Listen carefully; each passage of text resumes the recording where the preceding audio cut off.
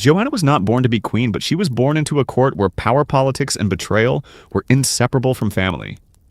Born in March of 1326, she entered a world dominated by dynastic ambitions. Her grandfather, King Robert the Wise, ruled the Kingdom of Naples, one of the wealthiest and most politically entangled dominions in southern Europe. As the eldest daughter of Charles, Duke of Calabria, Robert's only son, Joanna's place in the succession became both a blessing and a burden after her father's sudden death in 1328. By age 2, Joanna was heiress presumptive. Her future was no longer hers to determine. She was placed under tight supervision by the court's regents and tutors, growing up in the gilded cage of Castel Nuovo in Naples, where her education included Latin law, theology, and diplomacy. But beneath this polished preparation, there was a shadow of instability. Naples was a kingdom of outsiders governed by the French origin Angevins and watched with suspicion by the local nobility and foreign powers alike. When King Robert died in 1343, Joanna, just 17, inherited the crown as Queen of Naples, Countess of Provence, and titular Queen of Jerusalem. The weight of these titles belied her inexperience. Her coronation was steeped in ceremony, yet behind the pageantry was a court fractured by factionalism. Complicating matters, Robert's will had named a council of regents rather than a single strong minister. Competing nobles interpreted this as license to assert their own influence over the queen. To stabilize her reign, Joanna was married at age 7 to Andrew of Hungary, a prince of the powerful Capetian House of Anjou. The match was strategic. Andrew's mother, Elizabeth of Poland, belonged to the ruling family of Hungary, and the union was meant to solidify ties between Naples and Hungary. However, tensions soon arose. While Joanna had been groomed for sole rule, Andrew expected to share power and eventually rule in his own right. The royal couple's relationship was fraught from the start. Andrew, a foreigner in Naples, was despised by many in court and viewed as uncultured and impulsive. His Hungarian entourage was treated with open disdain. As Queen Joanna's political confidence grew, she resisted efforts to elevate Andrew's status, culminating in her refusal to grant him coronation as king. This created an incendiary rift not only between the spouses but between two branches of the extended Angevin dynasty. At court, whispers of sedition multiplied. Andrew's supporters from Hungary accused Joanna and her inner circle of plotting against him, while Neapolitan nobles feared Hungarian dominance. Joanna's inner circle, including her powerful cousin Charles of Durazzo and Chamberlain Roberto de Cabanas, maneuvered to ensure the queen retained singular authority. The atmosphere became one of quiet dread, with assassination as a constant specter. In the sweltering summer of 1345, matters came to a head. The couple traveled to Aversa, north of Naples, ostensibly for rest. On the night of September 18th, in one of the most disturbing episodes of the era, Andrew was brutally murdered in his chambers. Accounts vary, but most suggest he was lured from bed under false pretenses, then set upon by a group of conspirators. They strangled him with a cord and hurled his naked corpse from a window into the palace garden below. The body was later discovered mutilated and covered in ants. Who ordered the murder remains a subject of historical debate. Joanna denied any involvement, yet the sheer brazenness of the act carried out in her presence immediately implicated her. The murder shocked Europe. The Hungarian court was outraged. Andrew's mother, Queen Elizabeth, demanded vengeance. The papacy launched an investigation, and Naples, already unstable, was now caught in the storm of a regicide scandal. The disturbing image of Andrew's corpse lying sprawled in the garden, chewed by insects and left unattended for hours, lingered in public imagination. For many, it was not just a crime, it was a curse. Rumors spread that Andrew's ghost haunted the palace. Courtiers whispered of voices heard at night, of unseen hands extinguishing torches. Whether born from guilt or superstition, these tales reflected the psychological weight now pressing on Joanna's court. In the weeks following the assassination, arrests were made, trials were held, and scapegoats were chosen. But the investigation was inconclusive. The most powerful suspects, those closest to Joanna, were never brought to justice. Instead, her political enemies used the event to portray her as a dangerous and illegitimate ruler, setting the stage for greater turmoil. Within a year, Naples was no longer simply a kingdom ruled by a child queen. It was a battlefield of competing claims, suspicion, and looming revenge from the north. Joanna's reign had begun not with peace, but with blood and scandal. And from this point onward, her rule would be defined not by stability, but by survival. The death of Andrew of Hungary did not merely leave a young queen widowed, it ignited a continental crisis. In Hungary, the murder was interpreted not as an unfortunate palace conspiracy, but as an orchestrated political assassination ordered from the highest level of the Neapolitan court. Queen Elizabeth of Hungary. Andrew's mother grieved not only for her son, but for the perceived insult to the Hungarian crown. Her surviving son, Louis I, King of Hungary and Croatia, resolved to avenge his brother, setting in motion a protracted campaign of retribution. Meanwhile, in Naples, Queen Joanna faced a rapidly deteriorating political situation. To shield herself from accusations, she had ordered an internal investigation into the assassination, but the results were tepid and inconclusive. Key figures suspected of involvement, including members of her own household, were quietly exonerated or allowed to flee. To her critics, especially abroad, this leniency looked like complicity. Pope Clement VI, residing in Avignon, initially showed restraint. As the spiritual head of Christendom and the nominal overlord of the Kingdom of Naples, the Pope had a vested interest in maintaining stability in the region.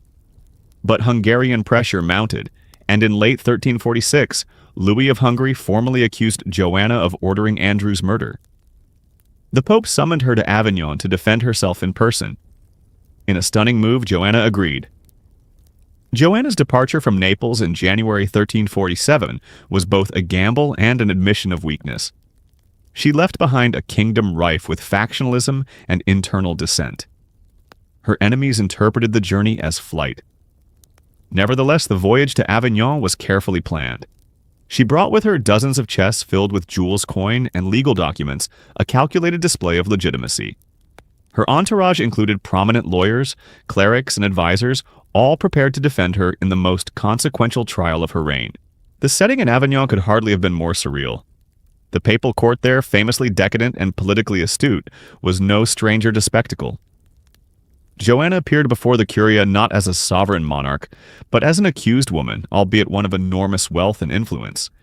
She was questioned extensively, and her legal team argued that the evidence against her was circumstantial, that the crime had never been fully investigated, and that the Queen had acted in good faith throughout the crisis. Pope Clement VI was swayed not necessarily by the strength of the arguments, but by the reality of power. Joanna had brought with her something more tangible than innocence hard cash. In exchange for political absolution, she offered to sell the papal city of Avignon itself, which had long been under Neapolitan control. The Pope accepted. With this single transaction, he acquired the city that would become the permanent seat of the papacy for the next several decades, while Joanna was cleared of wrongdoing. This decision outraged the Hungarian court and confirmed their worst suspicions. To them, Joanna had not only escaped justice, but had purchased immunity with blood money. Louis of Hungary resolved to take direct action. By the end of 1347, he launched an invasion of southern Italy, personally leading his armies into the Neapolitan peninsula. This would mark the beginning of the Hungarian Wars and Italy conflicts that would further destabilize Joanna's rule. Back in Naples, Joanna's absence had triggered chaos. The Hungarian advance was met with surprisingly little resistance. Many local barons, sensing a shift in power, defected to Louis. The people, long disillusioned with the royal court and still haunted by Andrew's murder, offered minimal loyalty. Joanna's cousin and occasional rival Charles of Durazzo had remained behind to hold the city, but was soon captured and executed by the Hungarians. Joanna, now in Provence, faced a terrifying choice: return to a kingdom largely occupied by her enemies, or remain in exile and forfeit her claim. She chose the former, but not alone. In 1347, she remarried, this time to Louis of Taranto, another cousin and member of the Angevin dynasty. The marriage was politically expedient. Louis was a battle-hardened noble with military experience, and together they aimed to present a united front to reclaim Naples. Their return in 1352 was not triumphant. It was cautious, strategic, and overshadowed by the trauma of war. The Hungarian army had withdrawn, plagued by disease and overextension, but the damage was done. Naples was a fractured kingdom, and Joanna's reputation had been battered across Europe. The trial had cleared her name in the eyes of the church, but the stain of Andrew's murder lingered. One of the most disturbing episodes from this period was a lesser-known purge conducted in the early days of her return. Joanna, under the counsel of Louis of Taranto, ordered the arrest and execution of several nobles and courtiers believed to have sympathized with the Hungarian cause. In a particularly grotesque scene recorded in Neapolitan chronicles, one nobleman was reportedly sewn into a raw ox hide and left in the sun to die a punishment meant to symbolize suffocation by betrayal. These executions served as both vengeance and deterrent, but they also deepened the climate of fear. Joanna's court, once known for its cosmopolitan splendor, now resembled a fortress of paranoia. Surveillance increased. Advisors were rotated frequently. Even minor infractions were treated as threats to the throne. But behind this curtain of control, the queen herself was changing. The trauma of public accusation, exile, and near loss of her crown had left psychological scars. Her temperament grew more suspicious. She often consulted astrologers before making decisions and began to rely more heavily on private audiences and secret councils. Some observers noted her increased tendency toward isolation and nocturnal activity, suggesting insomnia or anxiety. Whether these changes were the result of guilt, fear, or calculation remains uncertain. But what is clear is that the Joanna who returned to Naples was no longer the teenage queen of 1343. She had become a ruler forged in crisis, constantly defending herself from the past. The years that followed Joanna's return to Naples were marked by a tenuous peace, but the queen's position remained anything but secure. Though the Hungarian threat had temporarily receded, her reign stood on brittle foundations. Many of the old noble houses harbored grievances from the recent purges, and Joanna's political legitimacy was still questioned across Europe. To the public, she was the queen who had fled, who had sacrificed Naples to foreign invasion, and who had never convincingly dispelled the specter of Andrew's murder. This fragile calm shattered in 1373 when Pope Urban V died and was succeeded by Pope Gregory V. The new pontiff, heavily influenced by French politics, held strong opinions about Naples and Joanna. A renewed rift between her and the papacy loomed on the horizon. Though she had been previously absolved, changing politics in Rome threatened to reopen old wounds. At the heart of this new conflict was the ongoing struggle between two competing papal claimants, a rivalry that would soon erupt into the Western Schism. When Pope Gregory V died in 1378, the Roman conclave elected Urban VI. But his abrasive style alienated many cardinals who fled to Avignon and declared the election invalid. In response, they elected Clement VII as a rival pope. Europe fractured along ideological and political lines. Joanna made her choice quickly and fatefully by supporting Clement VII. This decision would prove catastrophic. Urban VI, the Roman Pope, declared her support for Clement an act of heresy and rebellion. In a stunning act of papal retaliation, he excommunicated her, stripping her of legitimacy and placing her kingdom under interdict. For Joanna, it was a devastating blow. She had ruled for decades with the papacy's blessing. Now she faced not only political isolation, but theological condemnation. Excommunication carried real and immediate consequences. It was not merely symbolic. It meant the queen was cut off from the sacraments, from the church's legal protections, and from the divine legitimacy that had once underpinned her claim to rule. In the deeply religious world of 14th century Europe, this isolation was both a political sentence and a spiritual exile. The people of Naples responded with unease. Public support for Joanna, already fraying, began to deteriorate further. Churches were shuttered, priests refused to conduct services, nobles began to withdraw from court. Her enemies seized the moment. Pope Urban VI began looking for a candidate to replace her, someone with Angevin blood, but more amenable to Roman interests. He settled on Charles of Durazzo, Joanna's own cousin and one-time ally. In desperation, Joanna began to consider alternatives that would later be used to discredit her further. She offered adoption and succession rights to Louis of Anjou, the brother of the King of France and an open supporter of Clement VII. This political maneuver, intended to strengthen her position in the French alliance, was seen by many in Naples as betrayal. Why should a foreign noble inherit Naples simply because the queen lacked a direct heir? To some, it appeared Joanna was giving away the kingdom to save herself. Throughout this crisis, Joanna's emotional and psychological state became increasingly fragile. Contemporary letters describe her as withdrawn, erratic, and obsessed with omens. One court physician noted that she refused to sleep in the same room 2 nights in a row for fear of assassination. She had the castle mirrors covered and insisted that no one speak her name aloud after sundown. Whether these behaviors were rooted in paranoia or genuine spiritual despair, they signaled a queen living in constant fear. A disturbing episode occurred in 1379 when Joanna reportedly ordered the imprisonment of a group of friars who had preached against her in the streets of Naples. According to chroniclers, she had them confined in underground chambers where they were kept in silence, no light, no sound, no food except bread and water, and forbidden even to speak to one another. When their bodies were finally removed weeks later, witnesses claimed they were so emaciated that their skin clung to their bones like parchment. Though these events were likely exaggerated by hostile sources, they reflect the atmosphere of the time, an increasingly authoritarian regime driven by fear and spiritual isolation. Joanna no longer held court with the same grace as in her youth. Her circle of advisors narrowed to a few trusted figures, and her public appearances became infrequent. Even among allies, there was a growing sense that the queen was drifting cut off from her people, her church, and increasingly from reality. At the same time, the external threats continued to grow. Charles of Durazzo, with papal support, began mustering forces in Hungary. Unlike the earlier invasion of Louis I, this campaign had clearer purpose and backing. Charles had already been crowned King of Hungary, and now Urban VI crowned him King of Naples as well. With papal armies blessing his banner, Charles began his march toward Naples in 1380. Joanna's response was halting. She struggled to raise funds and armies as loyalty among the barons had thinned. Louis of Anjou, her adopted heir, was in France and would not arrive in time.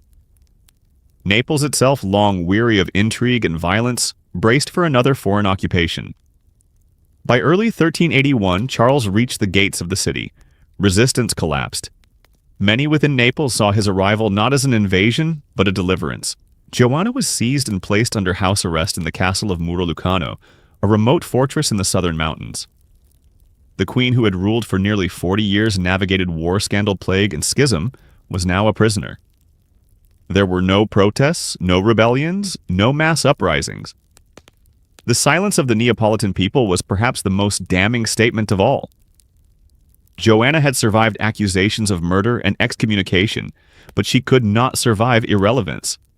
The world had moved on. Her former allies had abandoned her, and her enemies had captured her. And now in a dark, wind-battered tower, she waited for whatever sentence history would deliver next. Joanna's captivity at the castle of Muro Lucano marked the final descent of her long and turbulent reign. Isolated in a harsh stone keep high in the Lucanian mountains, the former queen faced a slow erosion of dignity, influence, and hope. While her imprisonment lacked the visible cruelty of dungeons or chains, it was no less severe. She was cut off from all political correspondence. Her courtiers and allies had been dispersed or executed. She had no army, no protector, and no voice in the halls of power.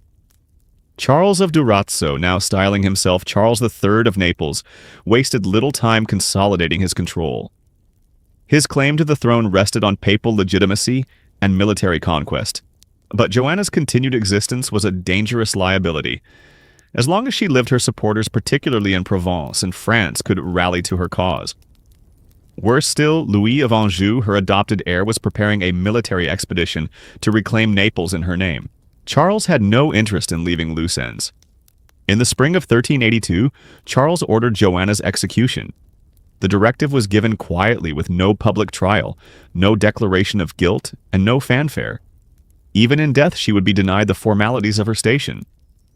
According to later accounts, some from hostile sources, others from clerics and local chroniclers, Charles selected 4 men to carry out the killing. These men were not executioners by trade. They were members of his personal household chosen for loyalty and discretion. The method of execution was as disturbing as it was symbolic. Joanna, now 56 years old and visibly frail, was reportedly strangled with a silken cord in her chamber. It was a technique reserved for nobles and royals, deemed more honorable than the axe or gallows, but the result was the same. Death came slowly, deliberately, and in silence.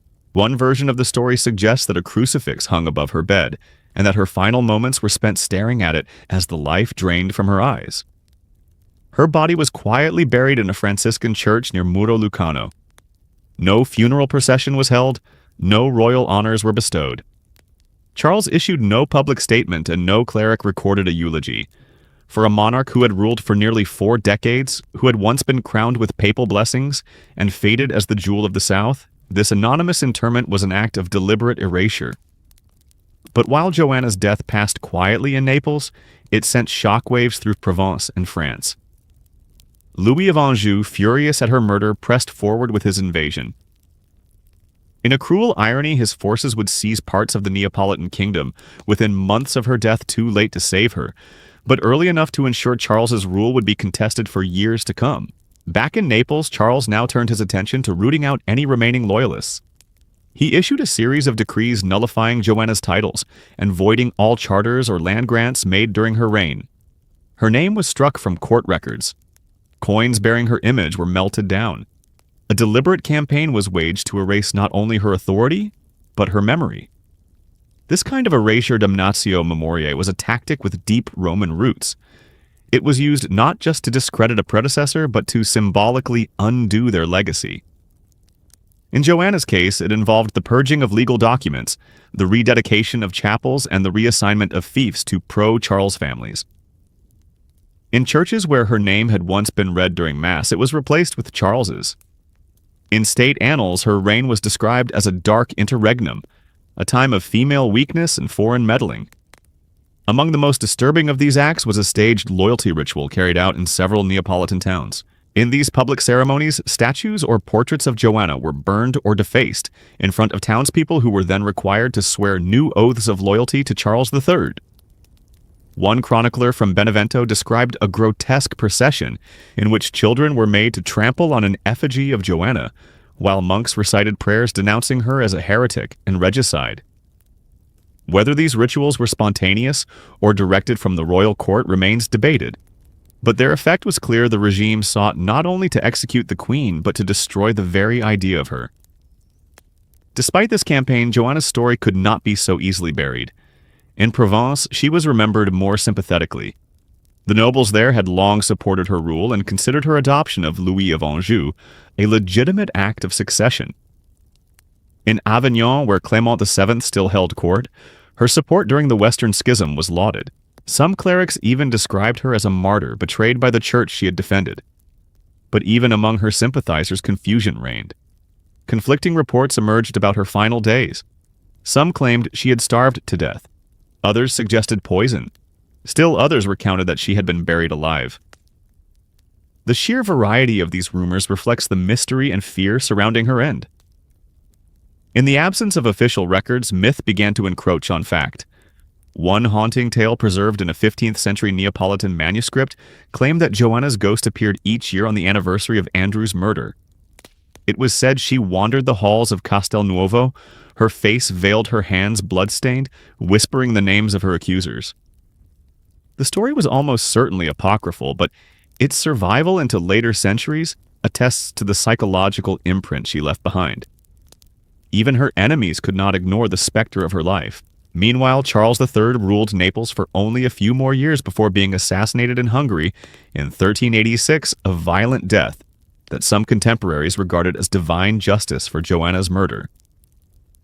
His own children would never securely inherit the throne, and the kingdom would once again fall into instability and foreign intrigue.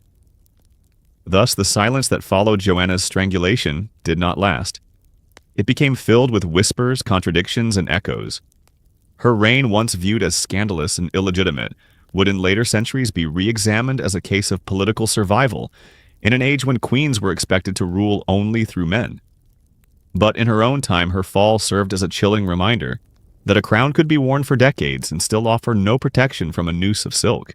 Even before her downfall, Queen Joanna's reign had already endured one of the deadliest calamities in recorded history, the Black Death. When the plague reached southern Italy in 1348, it arrived not only as a biological disaster, but as a theological and political crisis. Ships docking in the port of Naples brought more than spices and grain. They carried rats and fleas infected with Yersinia pestis.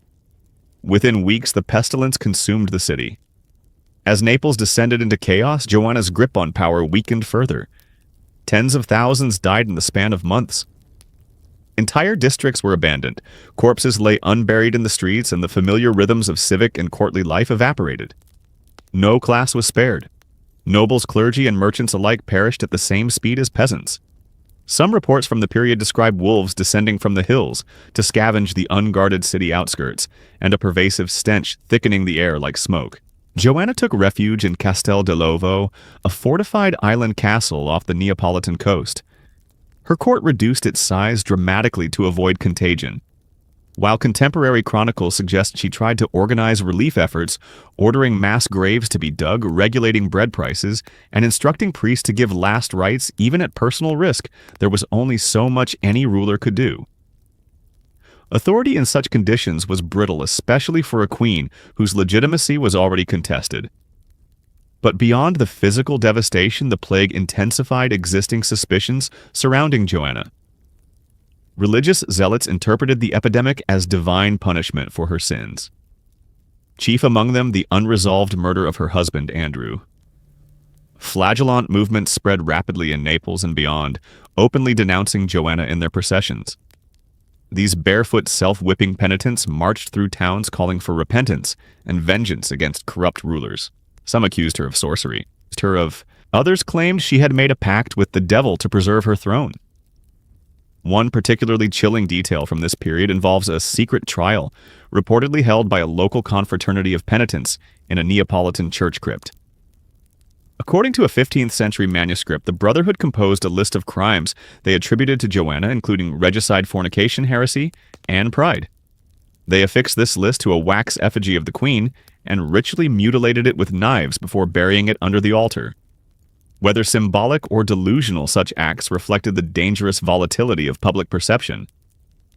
Among the nobility, the plague became a convenient excuse to question Joanna's leadership.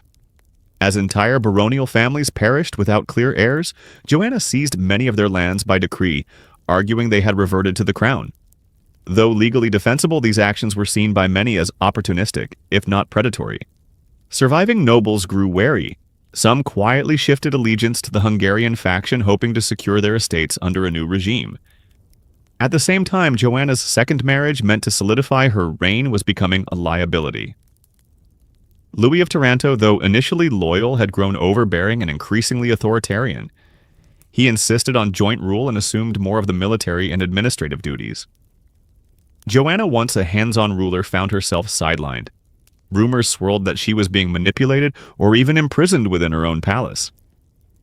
The public began to perceive her not as a sovereign, but as a figurehead for more powerful men.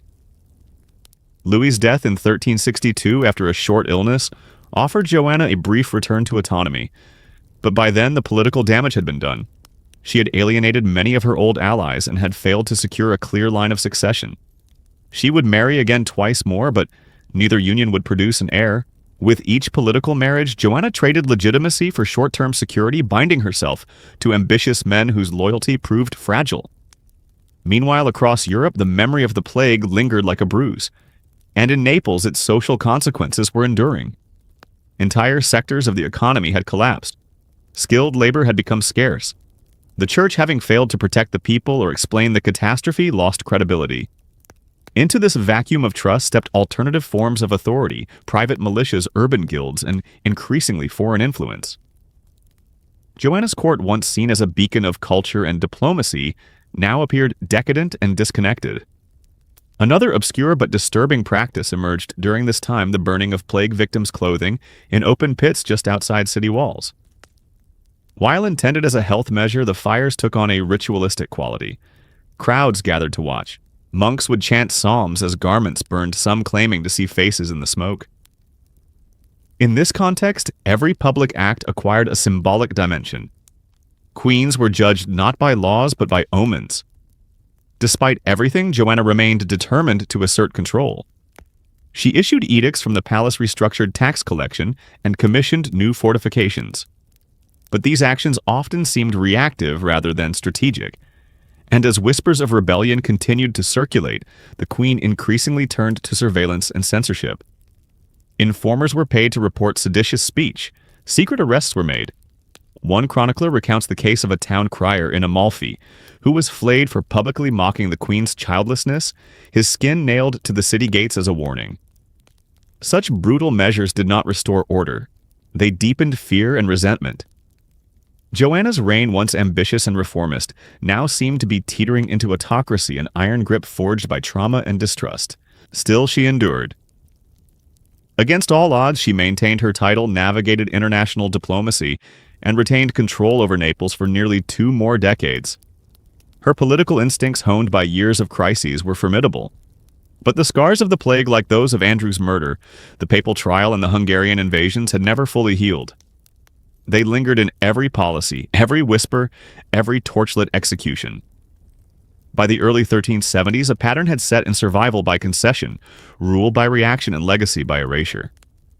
The queen remained on the throne, but it was a throne surrounded by ghosts of victims, enemies, and of her younger self, long vanished beneath layers of political armor. As Queen Joanna advanced into the final decade of her reign, her court became a theater of intrigue where betrayal was no longer shocking. It was expected. The cumulative effect of decades spent defending her throne against rivals, husbands, and foreign invaders had hardened her political instincts, but at great personal and political cost. She had survived the trauma of Andrew's murder, the devastation of the Black Death excommunication, and military invasion. But the enemies she now faced were not invading armies, they were within her own kingdom. Naples was still a wealthy realm strategically positioned in the Mediterranean, but it had become politically unstable and diplomatically isolated. While Joanna's hold on the throne remained technically unchallenged within the borders of Naples, the legitimacy of her rule was being systematically undermined from abroad. The Western Schism, still dividing Christendom, had become a dangerous fault line, and Joanna's open support of the Avignon papacy placed her in the crosshairs of Pope Urban VI in Rome. Urban viewed Joanna as a dangerous liability.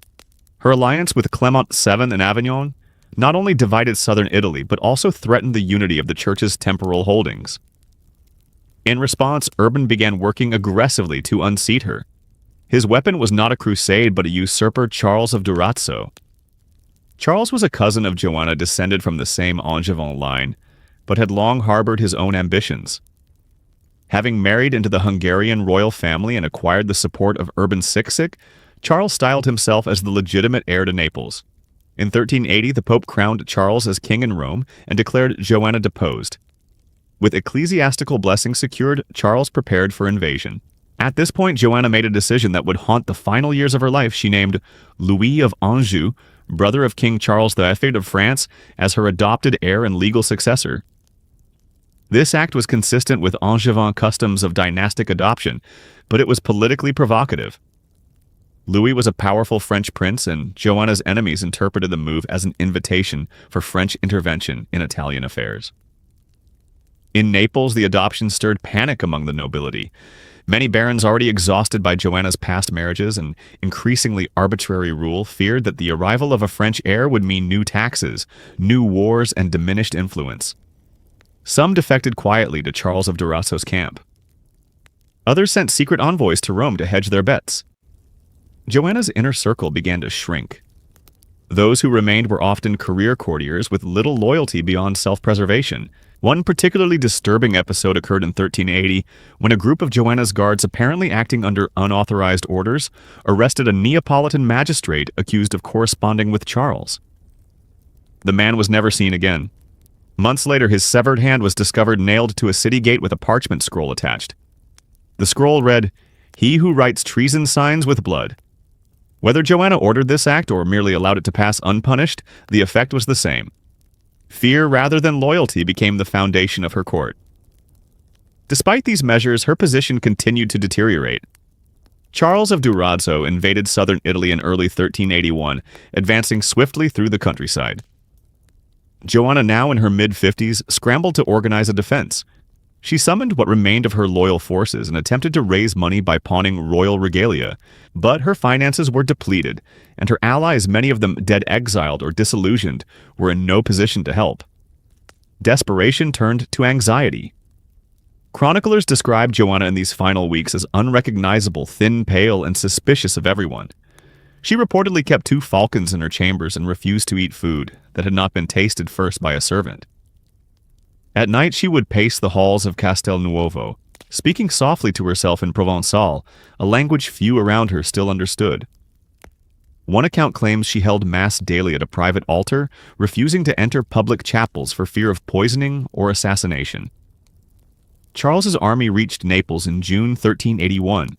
The city offered only token resistance. Joanna's appeal to the citizens, issued by decree since she could no longer appear safely in public, fell flat. There was no popular uprising, no defense of the queen. After decades of crisis, many Neapolitans simply welcomed the change. Charles entered the city as a liberator. Joanna was arrested and transferred to the castle of Muro Lucano, a remote stronghold high in the Apennines. Her captors treated her not as a reigning monarch, but as a political relic. Stripped of her titles, her access to advisors, and her correspondence, she was left with only a small retinue and strict surveillance. Charles, now ruling as Charles III of Naples, issued proclamations declaring her reign illegitimate and vowing to restore the kingdom to pious male rule. One of his first acts was to summon Neapolitan nobles to publicly renounce their oaths to Joanna. In a grotesque echo of earlier loyalty rituals, those who had served her were required to kneel before a papal envoy and receive formal absolution for having obeyed a usurper queen. Those who resisted, especially officials tied to Joanna's earlier reign, were imprisoned, executed, or vanished without record. Meanwhile, Joanna languished in captivity. Her final months remain obscured by conflicting sources, but they point to a pattern of neglect and psychological disintegration.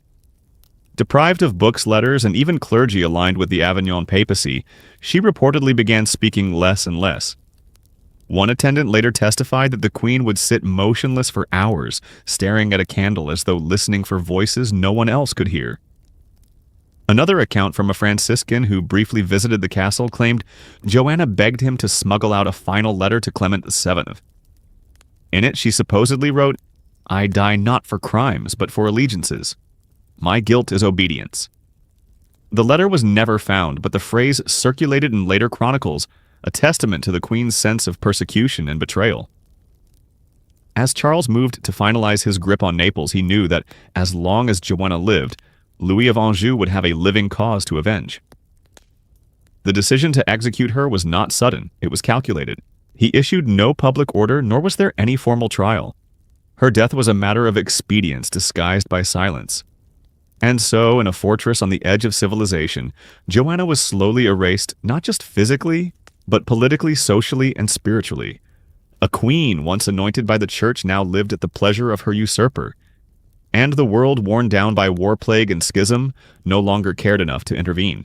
When Charles of Durazzo claimed the throne of Naples in 1381, he did so as both cousin and captor.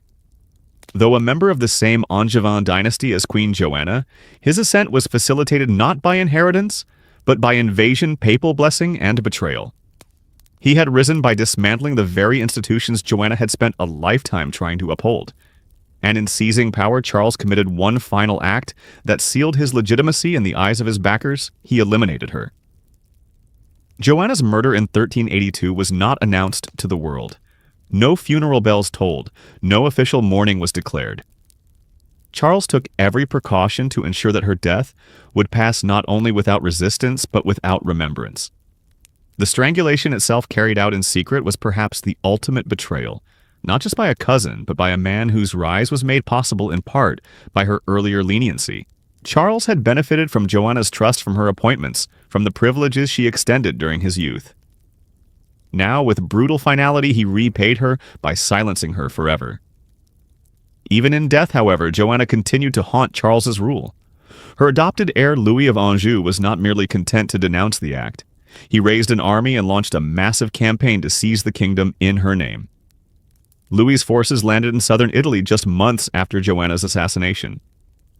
Although the Anjou expedition was disorganized and ultimately failed, its scale was unprecedented, some 40,000 troops, including knights, engineers, and crossbowmen drawn from across France and Provence. To supporters of the Avignon papacy, Joanna was now a martyr. Her memory, far from extinguished, became a rallying cry.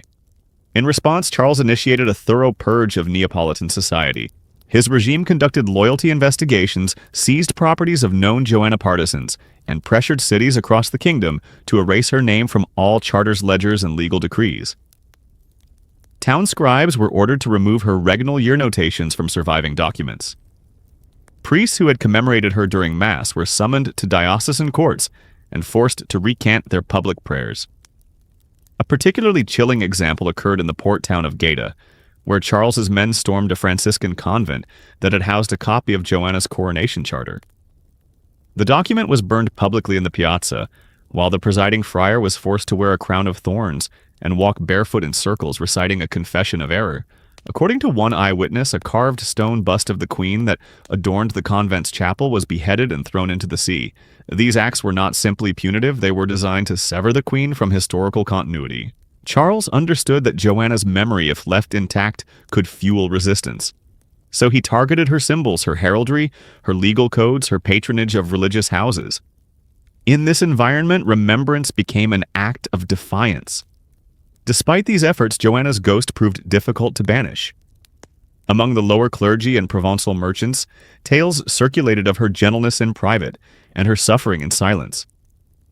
Some Neapolitan women began leaving white flowers at the gates of convents she had patronized, silent tributes that authorities tried in vain to suppress. In Naples itself, a strange rumor took hold that her restless spirit would occasionally appear in the royal chapel at Castel Nuovo, weeping blood and clutching a silken cord, the same instrument said to have taken her life. Even more unnerving to Charles was the instability that followed Joanna's execution.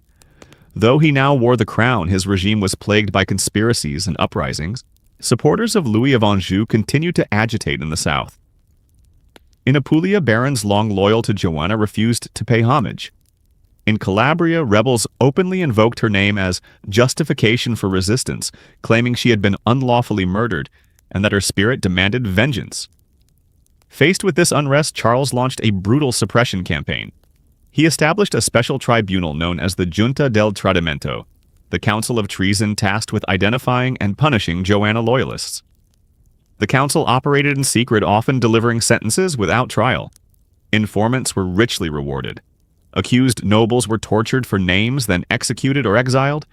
The prisons of Castel Capuano and Castel dell'Ovo overflowed with prisoners. In some cases, entire families were imprisoned to deter future uprisings. Charles's paranoia deepened. He replaced many of his counselors fearing infiltration. He increased surveillance of clerics. Even his own wife, Margaret of Durazzo, was subjected to scrutiny for her previous correspondence with Joanna. The regime became increasingly autocratic, driven by fear of retribution and obsessed with eliminating dissent. Yet ironically, Charles's efforts to erase Joanna only cemented her legacy as a figure of persecution. In Provence, she was remembered as a victim of papal overreach and dynastic ambition. In Avignon, clerics loyal to Clement VII described her as a defender of the true papacy who had been martyred for her beliefs. One influential French tract from the late 14th century likened her death to that of Christ, betrayed by a disciple, murdered unjustly, and buried without honor. The French narrative soon found artistic expression.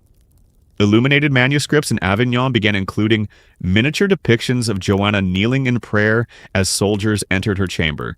In some, her execution was presented not as an isolated crime, but as part of a larger theological drama, the queen as a symbol of the righteous defeated by corruption.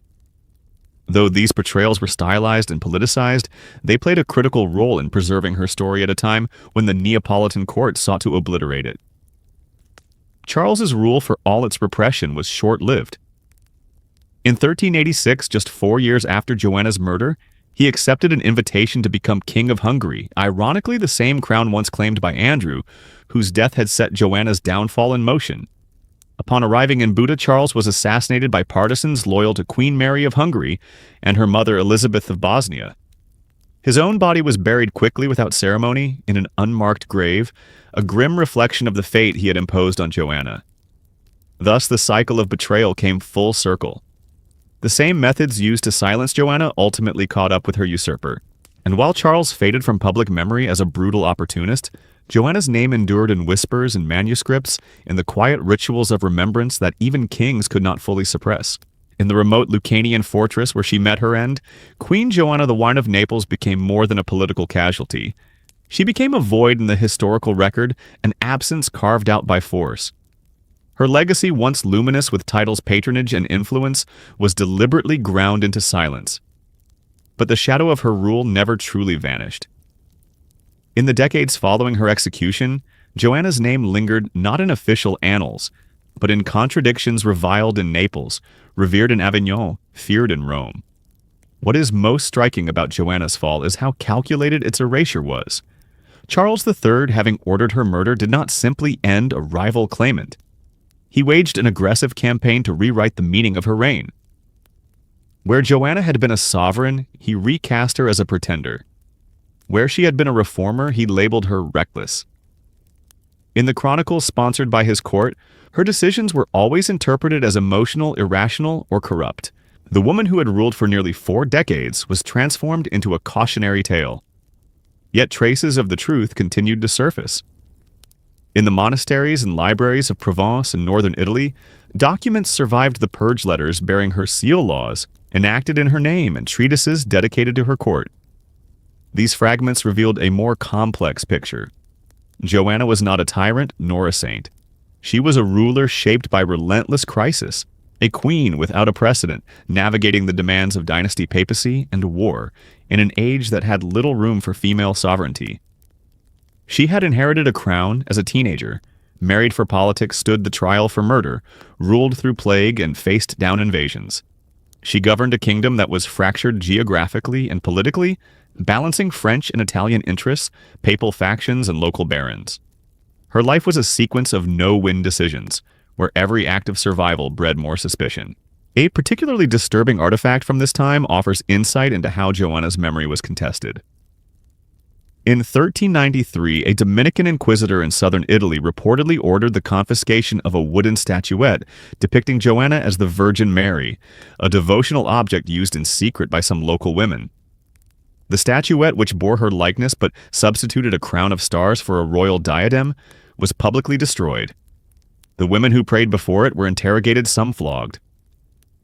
This obscure incident, preserved in a diocesan report, hints at the persistence of unofficial reverence.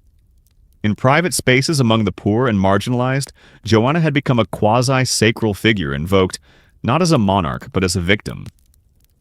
In France, meanwhile, her adopted heir Louis of Anjou died in 1384, his military campaign in Naples a costly failure. But his son Louis II would continue to press Angevin claims over southern Italy, citing Joanna's will as a legitimate transmission of power. For decades, the question of Neapolitan succession remained unsettled, tied intrinsically to Joanna's memory. The very act of invoking her name remained politically charged. Her legacy was not buried, it was disputed. What is often overlooked is that Joanna, despite her misfortunes, was one of the longest reigning sovereigns of her century. Few rulers, male or female, held power for as long amid so much turbulence. She oversaw legal reforms, acted as a patron of the arts, and issued edicts that influenced law well beyond her borders. Her coinage circulated through the Mediterranean. Her court was renowned for its cultural sophistication. Diplomats from England, Castile, and Byzantium visited her capital. And yet, in her final moments, she was denied even the dignity of a public death. Perhaps the most psychologically intense irony of Joanna's life was that she ruled as a monarch in a society that consistently refused to accept her as such. Her authority was always conditional, granted only insofar as it could be mediated by men, husbands, cousins, popes. Each time she exercised independent judgment, whether in refusing to crown Andrew, supporting a rival pope, or adopting an heir, it was met with suspicion or outright revolt. Her rule was tolerated but never fully accepted. And the punishments she endured, excommunication, invasion, assassination, were always administered with the implication that her authority had been illegitimate from the start. Contemporaries and later historians often struggled to categorize her. Was she a tragic queen or a reckless one, a victim of circumstance or an architect of her own downfall? The truth is that Joanna was neither scapegoat nor villain. She was a ruler caught in the vice of dynastic politics and ecclesiastical rivalry. Her fall was not inevitable, but it was the logical endpoint of a system that demanded power be both absolute and male. Even today, Joanna's memory remains fractured. In Naples, she is scarcely commemorated. No monument stands to mark her grave. Her remains, interred in obscurity, were never reburied with honors. But in the archives of Avignon and Aix-en-Provence, her signature still adorns treaties, grants, and letters, quiet testaments to a life of resistance. And in the darker corners of medieval memory, among whispered stories of ghosts, vanished letters, and forbidden prayers, her shadow endures. She was crowned in light and killed in silence. And yet, for all efforts to forget her, the story of Queen Joanna of Naples continues to surface, disturbing, unresolved, and unforgettable. In the centuries following Joanna's death, the Kingdom of Naples would pass through many hands: Aragonese, Spanish, Austrian, and Bourbon. Dynasties rose and fell, battles were fought, and new rulers redefined the landscape of power. But Joanna's reign left a peculiar void. Her name rarely appeared in royal genealogies. Her tomb was never monumentalized, and official histories, especially those sponsored by her successors, treated her as a deviation rather than a predecessor. Yet even the most rigorous erasures cannot fully extinguish presence. In the legal codes, she reformed the commercial policies she enacted, and the cultural exchanges she facilitated her influence persisted whether acknowledged or not. Her story outlived her enemies not by triumph, but by resonance. The image of a queen strangled in silence, accused by popes, and betrayed by kin remains one of the most unsettling and revealing chapters in late medieval European history. Joanna's life reflected the paradox of female sovereignty in a patriarchal age. Crowned young, ruled long, and punished with finality, she was forced to navigate the dangerous space between ceremonial legitimacy and actual power. Her reign exposed the fragility of queenship, especially when it operated without a king. She was tolerated when convenient, slandered when threatening, and ultimately killed when she became expendable. And yet for all this, Joanna governed longer than most of her contemporaries. Her legacy, buried under layers of suspicion and propaganda, compels historians to reevaluate not only her, but the mechanisms of power that shaped her rise and destruction. To call her forgotten is no longer accurate. She is remembered, if uneasily, as a survivor, as a scapegoat, and as a sovereign who dared to rule on her own terms. And in that uneasy memory, Queen Joanna of Naples reclaims a place denied to her in life, one not dictated by papal writs or dynastic succession, but by the reckoning of history itself.